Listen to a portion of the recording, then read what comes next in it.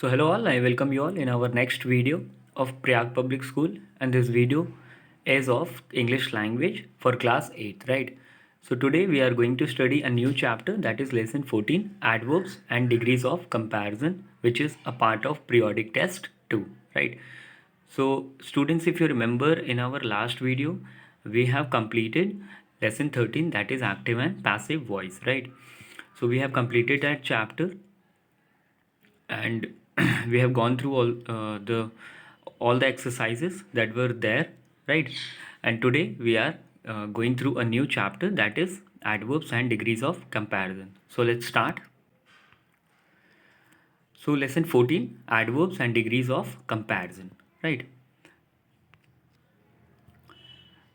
So first of all, as the heading is saying, or as the heading is given, adverbs. So let's see what is adverb, right? So you might have studied this definition, you might have gone through this definition from smaller classes as well, right? So let's see what is adverb. An adverb is a word that adds something more to the meaning of a verb, right? An adverb can modify a verb, an adjective, or another adverb, right? So what is the definition saying is that adverb is a word. adverb जो होते हैं वो words होते हैं जो कि verb के बारे में हमें और ज़्यादा बताते हैं, right? So any verb which is written which get written in any sentence, when it get briefed, right, by any other verb, or when this verb is when this verb or about this verb is told by another word, then that word is known as adverb, right? So adverb क्या होते हैं? Adverb वो सारे word होते हैं जो कि हमें सेंटेंस में लिखे हुए वर्ब के बारे में कुछ ज़्यादा इन्फॉर्मेशन या अलग से कुछ एडिशनल इन्फॉर्मेशन हमें बताते हैं। और ये एडवर्ब जो होते हैं वो ना सिर्फ वर्ब के बारे में हमें बताते हैं, जब बल्कि एडजेक्टिव के बारे में भी एडिशनल इन्फॉर्मेशन देते हैं और अनदर एडवर्ब के बारे में भी हमें बताते हैं, like, right? So what are adverb? Adverb are the words that tells us or that gives more information about the verb, about the adjective, and about another adverb given in a sentence, right? So let's understand it with examples. Read the following sentences. Examples. A, he speaks clearly, right? तो अगर आप इसे हिंदी में convert करोगे तो क्या होगा कि वो एकदम सही से बोलता है। तो ही स्पीक्स, अगर हम यहाँ पे क्लियरली को थोड़ी देर के लिए हटा दें तो क्या होगा? ही स्पीक्स मतलब वो बोलता है। वो तो बिल्कुल सही है कि वो बोलता है, पर वो बोलता कैसा है? क्लियरली मतलब साफ़ सुथरा बोलता है या सही से बोलता है। तो इसका मतलब है क्लियरली जो है वो एक ऐसा वर्ड है जो कि किसके बारे में बता रहा है? स्पीक्स के बारे में बता रहा है कि बोलता तो है पर कैसा? क्लियरली। तो यहाँ जो क्लियरली वर्ड लिखा हुआ है वो किसके बारे में बता रहा है? स्पीक्स के बारे में। और स्पीक को मतलब मॉडिफाई कर रहा है कि मतलब बोलता तो है पर किस तरीके से बोलता है? क्लियरली बोलता है। तो स्पीक जो है वो वर्ब है और उसको मॉडिफाई कौन कर रहा है? क्लियरली। उसके बारे में एडिशनल इन्फॉर्मेशन कौन दे रहा है? क्लियरली। इसलिए क्लियरली क्या हो जाएगा? एडवर्ब हो जाएगा, right? Because this word clearly is giving more information about speaks, which is a verb, right? Let's see the second sentence, that is B. They were extremely tired, right? So वो बहुत ज़्यादा tired थे। अब अगर हम extremely को थोड़ी देर के लिए हटा दें तो हो जाएगा they were tired, right? सो ये जो वर है वो क्या है? अगर हम दे की बात करें तो दे क्या है? ये है pronoun, third person pronoun, right? Were क्या है? ये है हेल्पिंग वर्ब। टायर्ड क्या है? ये दे के बारे में बता रहा है, ठीक है? मतलब ये किसी के बारे में बता रहा है। तो टायर्ड क्या हो जाएगा? टायर्ड हो जाएगा यहाँ पे एडजेक्टिव। पर यहाँ पे एक्सट्रीमली जो वर्ड लगाया जा रहा है वो किस तरीके से काम कर रहा है? अगर हम एक्सट्रीमली को हटा के बात करें तो ये हो जाएगा सेंटेंस दे वर टायर्ड, जो कि एकदम सही सेंटेंस है कि मतलब वो टायर्ड है। पर एक्सट्रीमली जब लग रहा है तो वो इस तरीके से सेंटेंस की मीनिंग चेंज कर रहा है कि टायर्ड तो हैं पर किस तरीके से? बहुत ज़्यादा। तो बहुत ज़्यादा किसके बारे में बताया जा रहा है? टायर्ड के बारे में। टायर्ड है क्या? एडजेक्टिव। तो एडजेक्टिव के बारे में और ज़्यादा इन्फॉर्मेशन देने वाले वर्ड को हम क्या बोलते हैं? एडवर्ब बोलते हैं। तो यहाँ पे एक्सट्रीमली क्या हो गया? एडवर्ब हो गया, right? So extremely is an adverb which is telling और giving more information about the adjective that is tired, ठीक है? तो पहले वाले सेंटेंस में क्लियरली जो था वो वर्ब के बारे में बता रहा था, और सेकेंड वाले सेंटेंस में एक्सट्रीमली जो है वो भी एडवर्ब है, पर यहाँ भी ये किसको मॉडिफाई कर रहा है, एडजेक्टिव को, जो कि कौन सा वर्ड है, टायर्ड। सी वाला सेंटेंस देखते हैं, ही स्पोक वेरी सॉफ्टली, तो वो बहुत सॉफ्टली बोलता है, मतलब बहुत आराम से बोलता है, ठीक है। अगर वेरी को हटा दे थोड़ी देर के लिए तो सेंटेंस क्या बनेगा, ही शी स्पोक सॉफ्टली, जो कि बिल्कुल सही है कि स्पोक को यहाँ पे मॉडिफाई कौन कर रहा है, सॉफ्टली। अगर हम वेरी या सॉफ्टली दोनों को हटा दे तो सेंटेंस बनेगा शी स्पोक, मतलब वो बोलती है, ठीक है। तो वो बोलती है, पर जैसे हमने वेरी को हटाया, अभी वेरी हटा हुआ है, अब हम किसको ला रहे हैं, सिर्फ सॉफ्टली को ला रहे हैं, तो सेंटेंस हमारा बनेगा शी स्पोक सॉफ्टली, राइट। तो वो कैसे बोलती है, सॉफ्टली बोलती है, ठीक है, ये आ जाएगा सेंटेंस। तो यहाँ पे जो सॉफ्टली वर्ड है वो तो क्या हो जाएगा, वो यहाँ पे वर्ब सॉरी एडवर्ब हो जाएगा, ठीक है, क्योंकि वर्ब यहाँ पे क्या है, स्पोक है, ठीक है।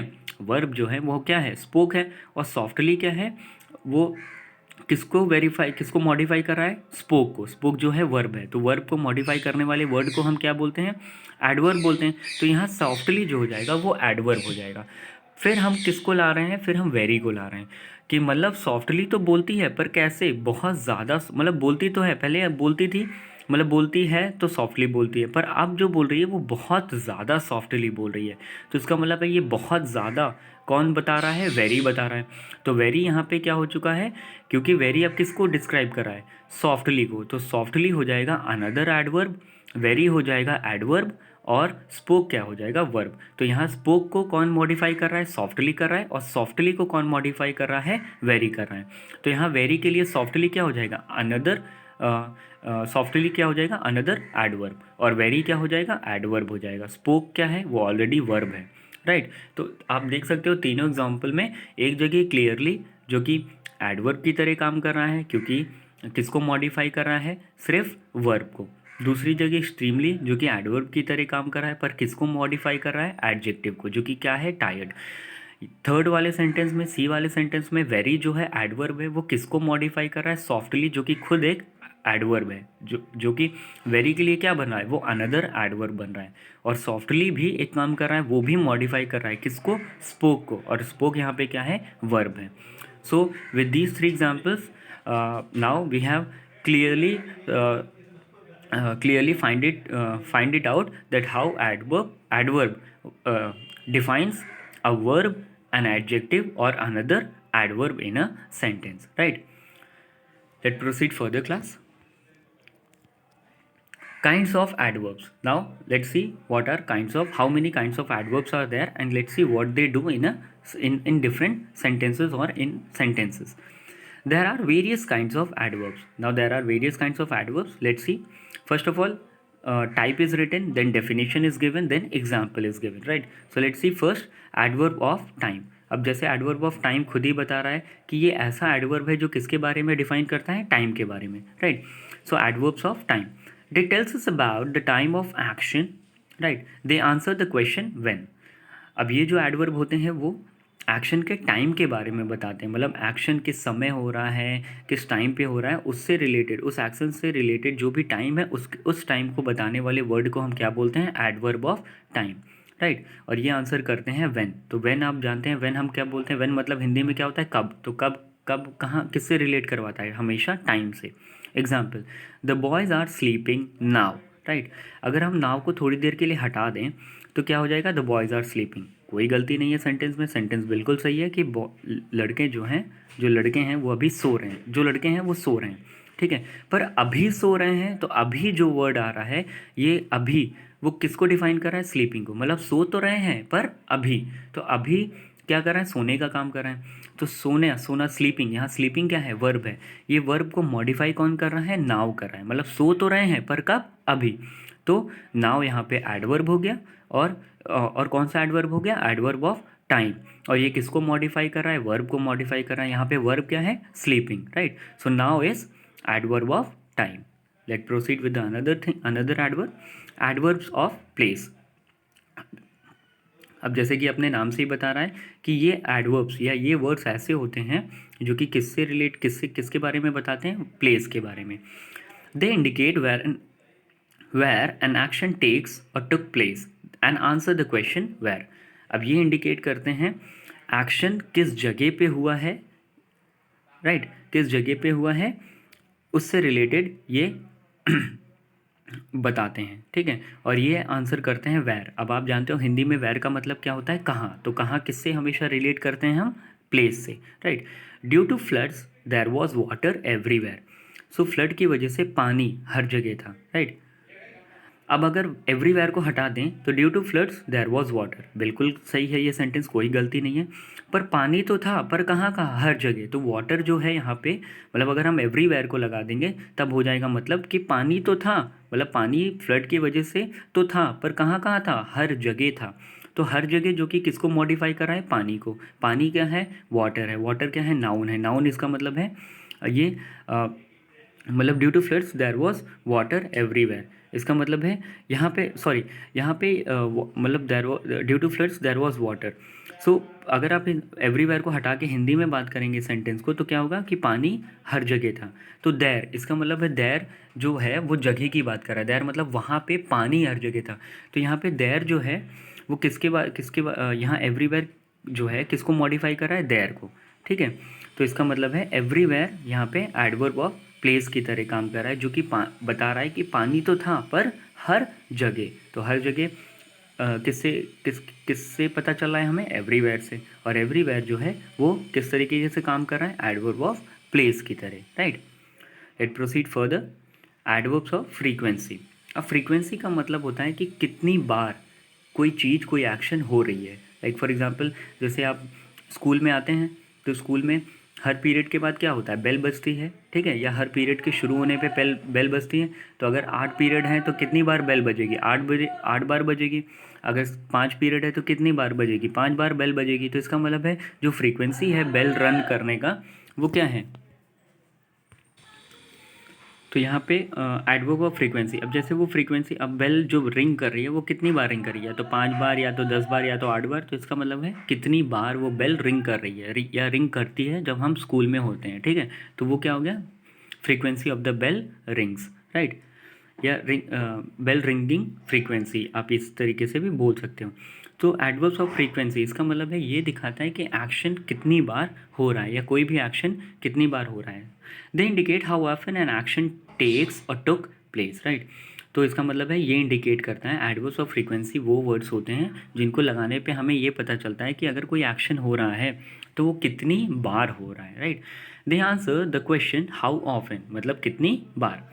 She visits her friend occasionally. अब अगर ओकेजनली की बात करें तो यहाँ पे क्या है, एडवर्ब है। क्यों, क्योंकि ये मॉडिफाई कर रहा है किस वर्ड को, विजिट को। विजिट क्या है, वर्ब है। अगर आप ओकेजनली को हटा के बोलेंगे तो सेंटेंस बनेगा शी विजिट्स हर फ्रेंड। इसका मतलब है विजिट जो है वर्ड, विजिट जो है वर्ड, विजिट क्या है, वर्ब है, ठीक है। अगर आप ओकेजनली को हटा के बोलेंगे तो ये होगा शी विजिट्स हर फ्रेंड। इसका मतलब है सेंटेंस में कोई दिक्कत नहीं है कि वो अपने फ्रेंड के यहाँ जाती है।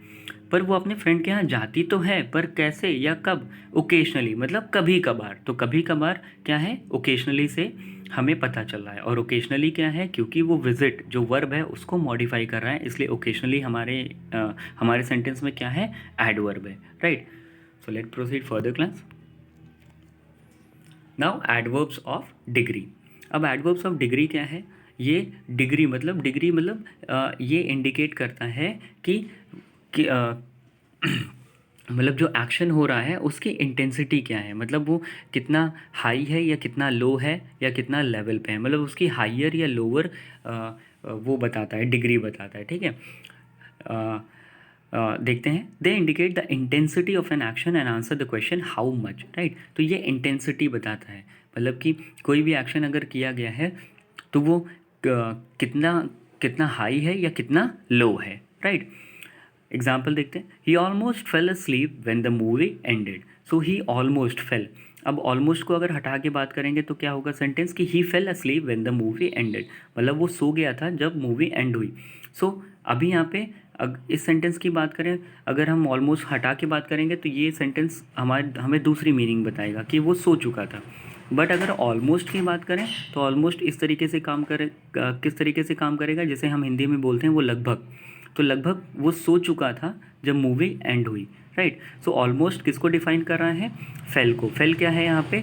वर्ब है। तो वर्ब, ये फेल जो वर्ब है वो डिस्क्राइब हो रहा है किससे? ऑलमोस्ट से। और इसलिए ऑलमोस्ट क्या है हमारे सेंटेंस में? एडवर्ब है, राइट। सो ऑलमोस्ट का मतलब हिंदी में क्या है कि वो लगभग लगभग सो चुका था जब मूवी एंड हुई, ठीक है। तो यहाँ पे ये क्या बता रहा है? डिग्री बता रहा है कि कितना सो चुका था, कितना नहीं सोया था, या कितना जग रहा था, या कितना नहीं जग रहा था। इस तरीके से वो इंटेंसिटी बता रहा है, ठीक है। इसको दूसरे एग्जाम्पल से हम समझ सकते हैं, जैसे कि अगर हम बोलें कि the day is hot, right. The day is hot. अब यहाँ पे द डे इज़ हॉट का मतलब है कि हम डे के बारे में बता रहे हैं कि डे क्या है? हॉट है। तो यहाँ पे हॉट जो है वो एडजेक्टिव है। क्यों? क्योंकि हम डे के बारे में बता रहे हैं कि डे जो है वो हॉट है। इसका मतलब डे के बारे में मतलब नाउन के बारे में बता रहे हैं। तो नाउन के बारे में क्या बता रहे हैं? हॉट है। तो हॉट क्या है? एडजेक्टिव है। अगर हम इसी सेंटेंस में लगा दें the day is extremely hot. अब एक्सट्रीमली इसका मतलब है क्या बता रहा है? ये बता रहा है डिग्री, कि कितना कितना मतलब कितना हॉट है या कितना नहीं। तो एक्सट्रीमली मतलब बहुत ज़्यादा। तो हम यहाँ पे एक्सट्रीमली लगा दे रहे हैं, जो कि किसको डिस्क्राइब कर रहा है? हॉट को, कि हॉट तो है पर बहुत ज़्यादा। तो हॉट को डिस्क्राइब कौन कर रहा है? एक्सट्रीमली। हॉट क्या है यहाँ पे? एडजेक्टिव है। एडजेक्टिव को डिस्क्राइब कौन कर रहा है? एक्सट्रीमली। तो एक्सट्रीमली हमारे लिए या इस सेंटेंस में क्या हो जाएगा? इस सेंटेंस में हो जाएगा एडवर्ब, राइट। सो यहाँ पे एक्सट्रीमली क्या डिफाइन कर रहा है? डिग्री, कि कितना ठंडा है या कितना गर्म, राइट। दूसरा है एडवर्ब्स ऑफ मैनर। अब एडवर्ब्स ऑफ मैनर क्या करता है देखते हैं। That tells us about the way an action take और टुक प्लेस और the manner in which it took place. They answer the question how and और in what manner an action is done. अब मतलब adverbs of manner, अब जैसे manner ही बता रहा है। मैनर क्या मतलब? बिहेवियर, ठीक है। तो एक एक्शन अगर हो रहा है तो किस तरीके से हो रहा है, मतलब तरीका, जो वर्ड हमें बताते हैं किसी एक्शन का, उसे हम क्या बोलते हैं? Adverbs of manner, right. The Prince fought bravely in the battle. अगर हम ब्रेवली को हटा दें थोड़ी देर के लिए तो क्या बनेगा sentence? The Prince fought in the battle. अब फॉट मतलब लड़ा, पर लड़ा तो जब ब्रेवली ऐड कर देंगे तो क्या होगा कि लड़ा तो, पर कैसे? बहुत बहादुरी से। तो यहाँ पे जो ब्रेवली है वो क्या बता रहा है? मैनर बता रहा है। और किसका? उस प्रिंस का। और डिस्क्राइब किसको कर रहा है? फॉर्ट को। फॉर्ट क्या है? वर्ब है। तो इस वर्ब को डिस्क्राइब कौन कर रहा है? ब्रेवली। इसलिए ब्रेवली क्या हो जाएगा? एडवर्ब, जो कि क्या बता रहा है? मैनर, कि लड़ा तो ऊपर कैसे? ब्रेवली, मतलब बहुत बहादुरी से, राइट। सो ब्रेवली क्या हो जाएगा? Adverb of manner. दूसरा देखते हैं relative verb, relative adverbs. They refer to the thing और person that the pronoun refer to. When, why and where are relative adverbs, right. अब ये जो रिलेटिव एडवर्ब्स होते हैं वो जब हम सेंटेंस में यूज़ करते हैं तो वो रेफ़र करते हैं उस नाउन या प्रोनाउन को जिसके बारे में ऑलरेडी जिक्र हो चुका है। कहाँ पे? सेंटेंस में। उसी नाउन या प्रोनाउन को रेफ़र करते हैं, राइट। और कौन कौन से वर्ड होते हैं रिलेटिव एडवर्ब्स के? व्हेन होता है, वाई होता है एंड वेयर होता है, जो कि किसको रेफ़र करते हैं? ये तीनों सेंटेंस, ये तीनों वर्ड रेफ़र करते हैं उस प्रोनाउन को जो कि ऑलरेडी सेंटेंस में यूज़ हो चुका है, right. Do you remember when we last visited the planetarium, right। अब do you remember इसका मतलब है when। तो यहाँ पे when, अब रिमेंबर देखो, रिमेंबर क्या है? ये रिमेंबर है कि क्या तुम्हें याद है। तो इसका मतलब है रिमेंबर भी क्या है? एक वर्ब है, जो कि किसके पहले यूज़ हुआ है? when के, ठीक है। और when यहाँ पे है क्या? रिलेटिव प्रोनाउन, जो कि when किसको रेफ़र कर रहा है? रिमेंबर को, ठीक है। तो मतलब when जो है रिमेंबर को रेफ़र कर रहे हैं, और रिमेंबर क्या है? वर्ब है। इसीलिए when यहाँ पे क्या है? रिलेटिव एडवर्ब, जो कि किसको रेफ़र कर रहा है? बैक टू द नाउन और प्रोनाउन, जो कि क्या है? रिमेंबर है, राइट। सो यहाँ पे when किसको रेफ़र कर रहा है? रिमेंबर को, जो कि ये कहने का मतलब है कि क्या तुम्हें याद है कि कब हम लास्ट यहाँ पे आए थे, राइट। दूसरा देखते हैं interrogative adverbs. They are use to ask question about time, place, manner, number, quantity and reason. Some examples are when, how and why. अब इंट्रोगेटिव एडवर्ब, जैसे कि इंट्रोगेटिव आपको पता ही है कि interrogative are the words that ask question, right. So interrogative वो adverbs होते हैं जो कि क्वेश्चन पूछते हैं किसके रिलेशन में, या किससे रिलेटेड? टाइम से रिलेटेड, प्लेस से रिलेटेड, मैनर से रिलेटेड, नंबर से रिलेटेड, क्वांटिटी एंड रीजन से रिलेटेड। एग्जाम्पल देखते हैं। Where does she live. अब ये वेयर का मतलब हिंदी में क्या होता है? कहाँ। तो ये जो एडवर्ब है ये किसके रिलेशन में क्वेश्चन पूछ रहा है? प्लेस के रिलेशन में, right. When will you call back. तो व्हेन, अब हम हिंदी में जानते हैं इसका मतलब क्या होता है, कब। तो ये किसके रिलेशन में क्वेश्चन पूछ रहा है, ये एडवर्ब टाइम के रिलेशन में। हाउ मेनी, अब ये किसके रिलेशन में पूछ रहा है, नंबर के रिलेशन में, ठीक है। So how many students paid for the trip, that means where, when and how many are adverb of, sorry, interrogative adverbs. Let's proceed further, class. So students, again I have mentioned the relative adverbs. Why? Because I want you to get very clear, or relative adverb should be very clear to you all. That is why I am again explaining the relative adverbs apart from the definition which is given in your book. So relative adverbs used to connect, relate, refer the subordinate clause to the main part of the sentence, right? अब relative adverb जो होते हैं वो connect करते हैं या relate करते हैं या रेफर करते हैं सबॉर्डिनेट क्लॉज को, जो कि मेन, किससे, main part of the sentence है। अब मेन पार्ट क्या होता है, जैसे आप जानते हैं सेंटेंसेस कई सारे क्लॉजेस से मिलके बनता है। एक कोऑर्डिनेट क्लॉज होता है, एक सबॉर्डिनेट क्लॉज होता है और एक मेन क्लॉज होता है। तो मेन क्लॉज को हम प्रिंसिपल क्लॉज भी कहते हैं और सबॉर्डिनेट क्लॉज को हम क्या करते हैं सबॉर्डिनेट क्लॉज, ये सेंटेंस का वो पार्ट ऑफ द सेंटेंस होता है या ये वो क्लॉज होता है जो कि डिपेंड किस पे होता है, मेन क्लॉज पे। इसकी सारी की सारी मीनिंग किस पे डिपेंड होती है, मेन क्लॉज पे। और जब इसको ऐसे क्लॉजेस को हम मेन क्लॉज से जोड़ देते हैं तब उसकी मीनिंग पूरी की पूरी निकल के बाहर आ जाती है।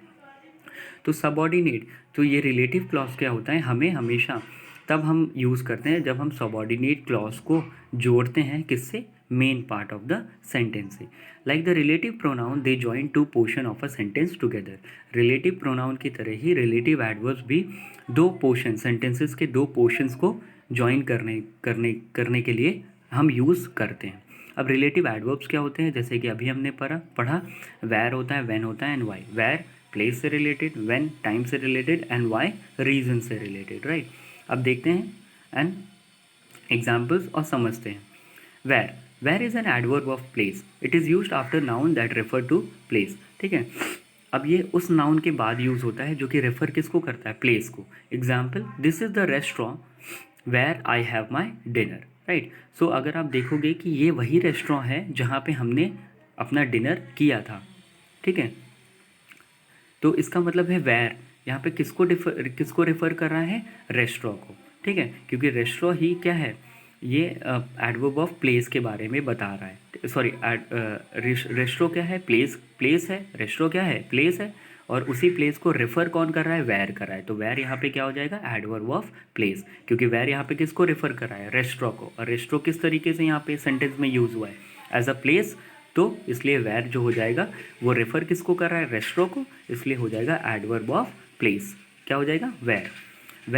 when is an adverb of time, it is used after nouns that refer to time or date.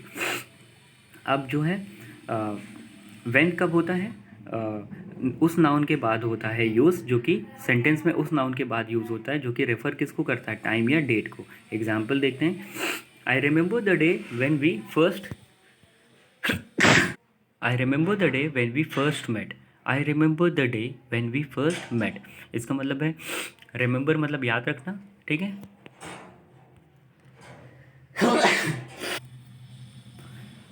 अब अगर हम रिमेंबर की बात करें तो रिमेंबर क्या है, ये है वर्ब, राइट। और द डे की बात करें तो ये है नाउन।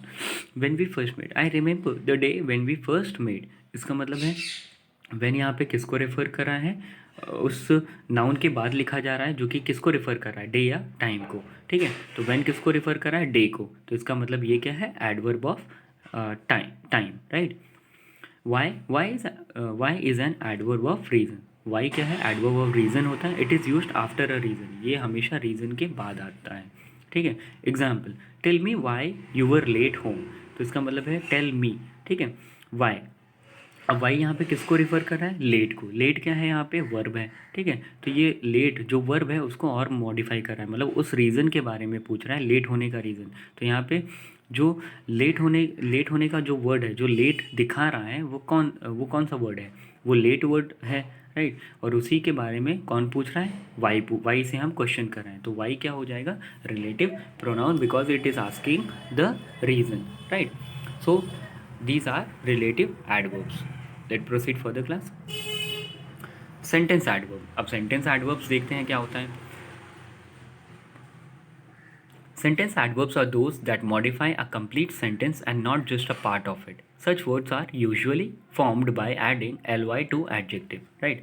तो कुछ ऐसे भी सेंटेंस एडवर्ब होते हैं, कुछ ऐसे भी एडवर्ब्स होते हैं जिन्हें हम क्या बोलते हैं, सेंटेंस एडवर्ब। क्यों? क्योंकि वो किसी पर्टिकुलर वर्ड को मॉडिफाई नहीं करते, मतलब किसी पर्टिकुलर वर्ड को के बारे में नहीं बताते हैं, वो पूरा का पूरा सेंटेंस पूरे पूरे के पूरे सेंटेंस को क्या करते हैं, मॉडिफाई करते हैं, और इसीलिए हम उसे बोलते हैं क्या, सेंटेंस एडवर्ब। क्यों? क्योंकि वो पूरी की पूरा का पूरा पूरे के पूरे सेंटेंस को क्या कर रहे हैं, मॉडिफाई कर रहे हैं, राइट। Let's see examples. और ऐसे वर्ड कैसे बनते हैं, जब हम उन वर्ड में क्या जोड़ देते हैं, L Y, right. Formed by adding L Y to adjectives. ये एडजेक्टिव्स होते हैं, पर इन एडजेक्टिव्स में हम क्या जोड़ देते हैं, एल वाई, तो वो पूरा का पूरा क्या बन जाते हैं, सेंटेंस एडवर्ब्स। सेंटेंस एडवर्ब्स में इंक्लूड, अब क्या क्या इंक्लूड करते हैं, like for example evidently, certainly, perhaps, fortunately, happily and clearly. Example देखते हैं। Clearly they performed well and won the trophy. इसका मतलब है they performed well and won the trophy. ये पूरा का पूरा सेंटेंस है, इसको कौन मॉडिफाई कर रहा है, इस पूरे सेंटेंस को, क्लियरली। तो क्लियरली क्या हो गया, sentence adverb. The criminal had to be punished by law. अब the criminal had to be punished by law, ये क्या है, ये पूरा का पूरा सेंटेंस है, इसको डिफाइंड कौन कर रहा है, ऑब्वियसली। तो ऑब्वियसली क्या है, ये पूरे के पूरे सेंटेंस को मॉडिफाई कर रहा है या बता रहा है, तो इसका मतलब है यहाँ पे ऑब्वियसली क्या हो गया, ये सेंटेंस एडवर्ब हो गया, right. Late proceed further class.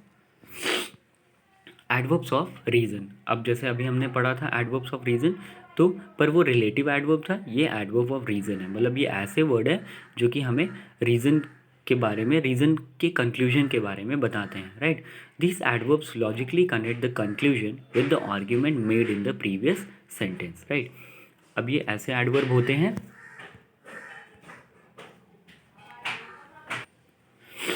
अब ये ऐसे एडवर्ब होते हैं जो कि लॉजिकली किसको कनेक्ट करते हैं, कंक्लूजन को और आर्ग्यूमेंट को, जो कि प्रीवियस सेंटेंस में किया गया है, ठीक है। मान लो दो सेंटेंस बोला गया है, एक आर्ग्यूमेंट के तौर पे, एक कंक्लूजन के तौर पे, तो उन दोनों के बीच में जो हम एडवर्ब यूज़ करते हैं वो होता है एडवर्ब ऑफ रीज़न, क्योंकि वो रीज़न, वो आर्ग्यूमेंट जो पहले किया गया है सेंटेंस में, उसका कंक्लूजन किससे हम जोड़ पाते हैं, उसके कंक्लूजन को हम जोड़ पाते हैं कोई ना किसी एडवर्ब को यूज़ करके। और ऐसे वो एडवर्ब्स का जब हम यूज़ करते हैं कंक्लूजन और आर्ग्यूमेंट, मतलब उस आर्ग्यूमेंट को कंक्लूजन से, उसके कंक्लूजन से जोड़ने के लिए, तो उसके कंक्लूजन को जोड़ते वक्त उस आर्ग्यूमेंट से जो हम एडवर्ब यूज़ करते हैं उसे क्या बोलते हैं, adverb of reason, right. Example देख लेते हैं।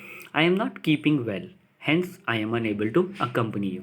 अब I am not keeping well, ये क्या है, एक तरीके का आर्ग्यूमेंट है या एक तरीके का फैक्ट सेंटेंस है कि मैं बिल्कुल भी ठीक नहीं हूँ। Hence I am unable to accompany you, इसीलिए मैं तुम्हें कंपनी नहीं दे पाऊँगा। तो यहाँ पे जो हैंस वर्ड है वो क्या है, अब इसका कंक्लूजन क्या है, कंक्लूजन ये है कि मैं तुम्हें कंपनी नहीं दे पाऊँगा, पर उसका आर्ग्यूमेंट या उसका रीज़न, फैक्ट रीज़न क्या है, उसका रीज़न क्या है कि I am not keeping well, right. तो I am not keeping well क्या है, एक तरीके से रीज़न है, ठीक है, और उसका कंक्लूजन क्या निकल रहा है, इसलिए मैं तुम्हें कंपनी नहीं दे पाऊँगा। तो इन दोनों को, मतलब रीज़न को और कंक्लूजन को जो जोड़ने वाला वर्ड है वो क्या है, हेंस है। तो ये हेंस क्या हो जाएगा, एडवर्ब हो जाएगा, जो कि दोनों कंक्लूजन और रीज़न को जोड़ रहा है, राइट। तो हेंस क्या हो जाएगा, हेंस हो जाएगा adverb of reason. Let's see the B1। The players did not attend the practice session, Therefore, the team had to pay a fine to the cricket board। अब यहाँ पे the team had to pay a fine to the cricket board, ये क्या है, conclusion है कि team को fine देना पड़ा, किसको, क्रिकेट बोर्ड को। पर इसका रीज़न क्या था, क्योंकि रीज़न ये था क्योंकि उन्होंने सेशन अटेंड नहीं किया था। तो सेशन अटेंड नहीं किया था, ये रीज़न है, ठीक है। प्लेयर्स ने सेशन अटेंड नहीं किया था, या प्रैक्टिस सेशन अटेंड नहीं किया था, तो ये क्या था, ये रीज़न है। अब उसका कंक्लूजन क्या हुआ, मतलब उसका रिजल्ट क्या हुआ कि उनको फ़ाइन देना पड़ा, किसको, क्रिकेट बोर्ड को। तो इन दोनों के बीच में जो वर्ड यूज़ हो रहा है वो क्या है, देयरफॉर। और देयरफॉर क्या है, एडवर्ब ऑफ रीज़न, क्योंकि इसी देयरफॉर की वजह से हम दोनों रीज़न और conclusion part of the sentences को ऐड कर पा रहे हैं, right. So words here, hence, therefore are adverbs of reason here because they logically connect the conclusion. क्योंकि वो logically connect कर रहे हैं, क्योंकि hence और therefore ये दोनों word की help से, जो कि adverbs की तरह यूज़ हो रहे हैं, इन्हीं दोनों word की help से हम क्या कर रहे हैं, उस रीज़न वाले सेंटेंस से किसको हम जोड़ पा रहे हैं, कंक्लूजन वाले सेंटेंस को, right, with the argument in the previous sentence. Some other adverbs of reason, और कुछ अदर एडवर्ब जो हैं, एडवर्ब्स ऑफ रीज़न जो है वो हैं how ever, never the less, right, इस तरीके से. अब इसको एक और एग्जांपल से समझ सकते हैं. जैसे फॉर एग्जांपल, आप मान लो आज कल एब्सेंट थे, ठीक है. अब आज आप स्कूल गए हो तो अपने क्लास टीचर से क्या बोलोगे, यही बोलोगे ना, I was absent yesterday, therefore I could not attend the class. तो आई was absent yesterday, I was absent yesterday, ये क्या हो गया, ये रीज़न हो गया कि मैं कल एबसेंट था. पर उसका कंक्लूजन क्या हुआ कि मैं क्लास अटेंड नहीं कर पाया. पर इन दोनों को आप जोड़ किससे रहे हो, देयरफॉर से, राइट, कि I was absent yesterday, therefore I was unable to attend the class. तो देयरफॉर यहाँ पे क्या हुआ, adverb of reason, right. So let proceed further class. So homework students, you all have to write down all the contents given on page number 103 to 104 in the copy, right. So whatever content that we have studied just now during online class, you have to write down all the contents starting from straight away starting from page number 100 to 104, right, up till exercise A. You have to write down all the contents in your copy, right, and you have to solve the exercise A in the book only, right. And also you all have to learn each and every definitions given. जो भी अभी हमने definitions पढ़ी, adjective की, kinds of adverbs की और kinds of adverbs की, सारी चीज़ें आपको याद करनी है by heart with examples, right. So students, in our next class we will continue this chapter, right, we will continue this chapter and we will see what else contents are given in the chapter, right. So we will continue with this chapter, that is lesson 14, adverb. So till then, take care and stay safe. Thank you class.